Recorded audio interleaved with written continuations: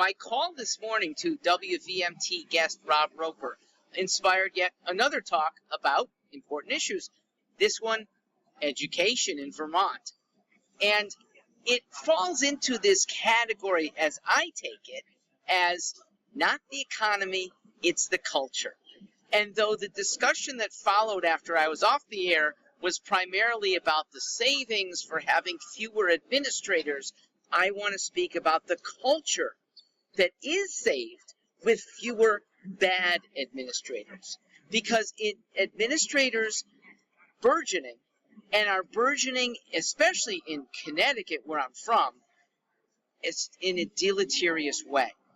They, by having more and more people under them, by creating categories of specially needy students, they get more power, probably more salary too.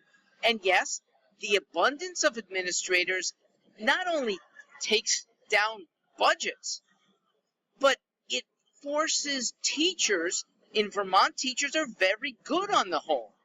But then they have to follow administrative rules, because what else do administrators do after getting hired? So almost no teacher likes being ruled upon. And administration is the number one reason why teachers quit. The best teachers tend to quit. Mediocre ones might stay because they don't have better jobs waiting for them. We don't want to lose our good teachers. And administration proliferation tends to do that. Many public school teachers are too concerned with teaching their own values. And this is where administrators who could step up don't even bother. So not only do they create needs where there are none, and they say diverse kids need a special group instead of just, they need integration. I'd like there to be an old-fashioned return. And I'll go back 40 years to when I was in high school, private school. But publics weren't that different. There was, I believe, 4 administrators, okay, for all 700 kids at my high school. 4, okay? There's a boys' dean, a girls' dean, a headmaster, and an administrative director of curriculum. I don't think there was anybody else. If there was, I didn't meet them or hear from them. There were some fundraising people out there too. I don't call them school administrators because they didn't guide teachers. Teachers were really good and willing to work at fairly low salaries then because they had a lot of freedom and they taught well. All right, 40 years later, there is still a model for that. It's Catholic schools, okay? You get almost no complaints about overweening administrators there.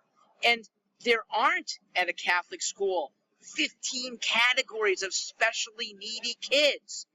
Because when somebody is needy, they have, according to most Catholic school teaching, help from God, help from fellow humanity.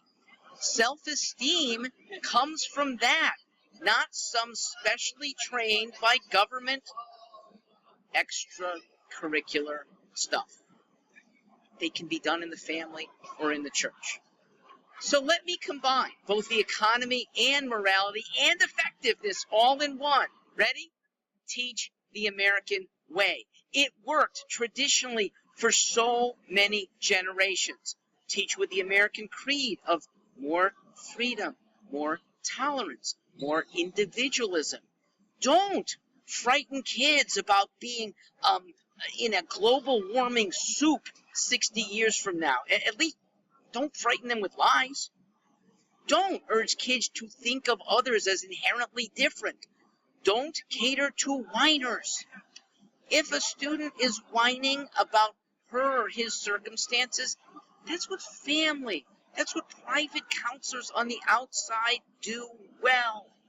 And let inside the school teach basics with students who then want to learn as an integrated group. I am Mark Stewart.